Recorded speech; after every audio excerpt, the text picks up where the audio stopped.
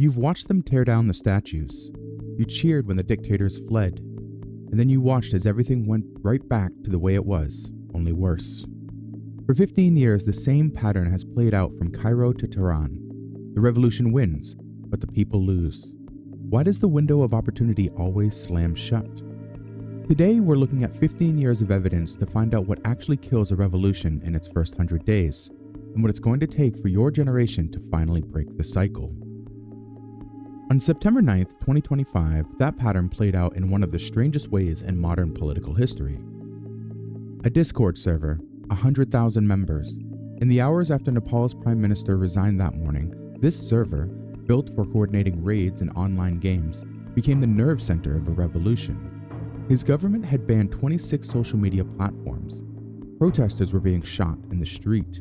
And in the middle of the chaos, the server split into subchannels, ran polls, and settled on a name. Sushila Karki, a former Supreme Court Chief Justice.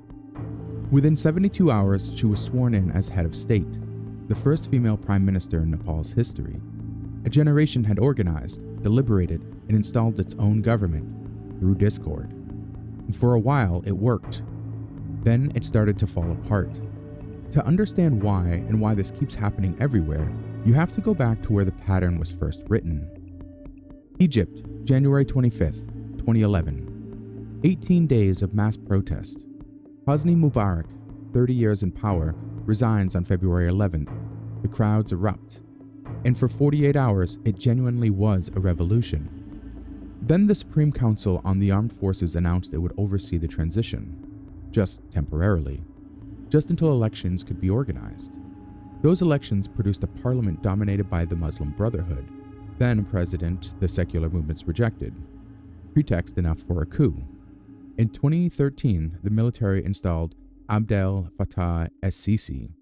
Mubarak fell, the structure didn't. Here's why.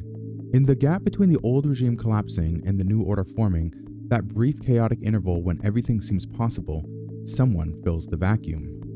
Whoever is most organized, most patient, most willing to wait while everyone else is celebrating, that person decides what comes next. The Egyptian protesters were extraordinary at winning the square. They had no plans for winning the next 100 days. This is the first way the window closes. So what happens when the next generation sees the trap and builds around it? When they deliberately create a movement the military can't decapitate by arresting one leader? That's the second closing, and this one comes from the inside. Bangladesh, July 2024. The protest began over a government job quota.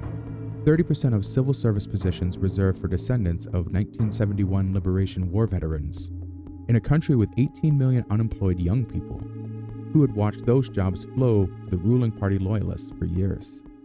The movement organized on Facebook at a scale nobody had seen before. It was deliberately leaderless, no single figure to arrest and neutralize.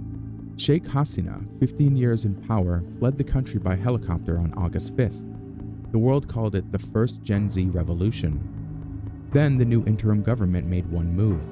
It replaced the quota for Liberation War descendants with a quota for the martyrs of the July Revolution itself. The old patronage structure, thrown out. A new patronage structure for the new insiders, installed in its place. The student leaders who entered government enriched themselves. The military didn't steal this transition. The revolution ate itself. A movement that knew exactly what it opposed had no clear answer for what it was building instead, so it built a smaller version of the same thing. But what if the obstacle isn't a lack of a plan or the movement cannibalizing itself? What if the force closing the window can't be protested against at all? Here's the third closing. Hong Kong, 2019. Nearly 2 million people in the streets, almost a quarter of the entire population, protesting an extradition bill, then demanding democracy itself. The national security law made protest effectively illegal. The authority that imposed it wasn't answerable to anyone marching in the streets of Hong Kong. Belarus, 2020. A country of just 9 million. Hundreds of thousands poured into the streets after Lukashenko stole an election. Russia moved troops to the border. The movement was crushed. Iran, December 2025. The largest uprising since the 1979 Islamic Revolution. The currency in freefall, inflation out of control, sanctions producing shortages the government couldn't explain away. Protests spread to more than 200 cities. Estimates of the death toll range from 3,000 to 36,000 people. Within weeks, approximately 5,000 fighters from Iraqi militias had crossed the border to help suppress it. In every case, the force holding the window shut didn't answer to the street. It couldn't be moved by it. When the power keeping a regime alive sits beyond the reach of domestic protest, street action alone cannot defeat it. The tools that work for winning a domestic political contest don't work when the decision makers aren't in the room. What if the revolution actually wins? This is the fourth closing, and it's the one that nobody sees coming. While Egypt was watching its revolution harden into military rule, Tunisia was doing something different. It built institutions. A real constitutional process negotiated across political factions, an independent judiciary, a functioning civil society, multiple free and fair elections. In 2015, the coalition that brokered Tunisia's transition won the Nobel Peace Prize. Tunisia was the proof of concept, the one Arab Spring country where the 100-day window stayed open long enough to build something lasting. In 2019, Tunisia elected Kais Saied as president. In July of 2021, Saied suspended parliament, dismissed the prime minister, and began governing by decree, using COVID as cover. A 2022 referendum, passed with less than 30% voter turnout, rewrote the constitution to give him full executive power, command of the armed forces, and effective immunity from institutional challenge. He dissolved the Supreme Judicial Council and replaced it with one he personally appointed. By 2025, Tunisia now ranks among the fastest declining democracies on earth. The revolution won, the institutions were built, and then someone was elected who understood that institutions can be dismantled just as deliberately as they were constructed. Which means the problem isn't only the first 100 days. The 100 days are the starting point for something much longer, building structures that can outlast any single leader who comes after. Tunisia got through the first 100 days. It didn't build institutions resistant to being dismantled from the inside by someone who arrived through a legitimate election with a popular mandate. That's a harder problem than any of the others. It's the one no revolution has cleanly solved yet. But here's what you need to understand. Your generation is getting things right that no previous generation managed. Bangladesh was not Egypt. The movement was faster, more leaderless, more deliberately resistant to neutralization by arrest. Nepal didn't just organize the protest, it tried to organize the secession. Kenya, 2024, achieved something Egypt never did. Gen Z protesters forced the government to drop a proposed finance bill through sustained street action, and the president capitulated. The government survived. The bill died. That outcome, a targeted win without total revolution, may be more durable than many of the full regime changes on this list. Here's what this generation has figured out: how to move at speed that outpaces state response, how to document state violence in real time, how to build international pressure no previous generation could mobilize as quickly, how to build movements within a center that can't be decapitated. In Bangladesh, footage of the crackdown reached the world within hours, helping isolate Hasina's government internationally before she even fled. The problem is not that you can't force the window open. You're very good at that. Keeping it open, that's what keeps slipping through your fingers. 4 ways the window closes, but the evidence always shows something else. The movements that survived the first 100 days, even partially, did so for specific, learnable reasons. 1. The transition blueprint has to exist before the regime falls, not after.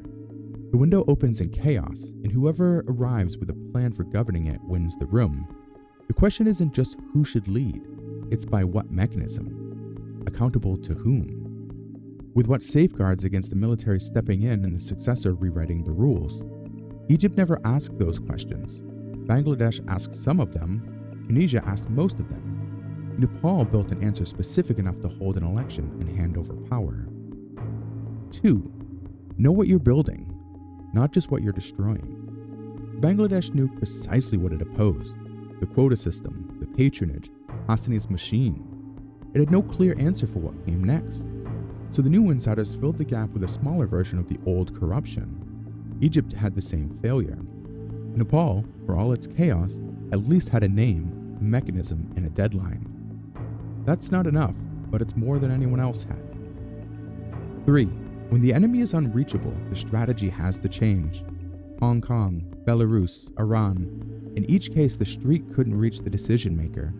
If you know the power sits outside the room, you can't use tactics designed for winning inside it. That means different pressure points, different timelines, different leverage entirely. 4. Build institutions that survive the next election. Tunisia is the warning. You can build the world's most elegant democratic institutions, and then someone can win an election and dismantle them legally. The work of 100 days doesn't end when the 100 days are over. It has to produce structures that can't be dismantled by the next person who walks through the door with a popular mandate. Here's the thing nobody tells you about revolutions. Winning is not the hard part. The hard part is the morning after, when the adrenaline fades, when the coalition fractures, when the military is still standing in the corner of the room, watching, waiting, when the international powers that back the old regime start placing bets on who comes next. The evidence from the last 15 years tells a clear story. The 100-day window is real. It opens, and it closes. And the difference between Cairo and Kathmandu, between the revolution that died and the one that lived, even briefly, was not passion. It was preparation. Gen Z has figured out how to force the window open faster than any generation in history. Nepal showed what's possible when you arrive with a plan. The question now isn't whether you can win the street. It's whether you can win what comes after.